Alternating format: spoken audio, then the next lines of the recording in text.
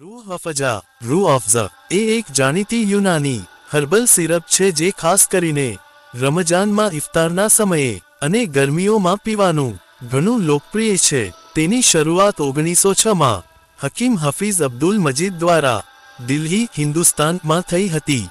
આજે તે ભારત, પાકિસ્તાન અને બાંગ્લાદેશમાં જુદી જુદી કંપનીઓ દ્વારા બનાવવામાં આવે છે. રૂહ અફઝાનો ઉપયોગ શરબત તરીકે પાણી, દૂધ, લસ્સી કે સોડા સાથે મિક્સ કરીને પીવામાં આવે છે. મીઠાઈઓમાં ફાલુદા, કુલ્ફી અને આઈસ્ક્રીમમાં સ્વાદ વધારવા માટે વપરાય છે. તાજગી આપનારું, ગરમીમાં શરીરને ઠંડક અને તાજગી આપે છે.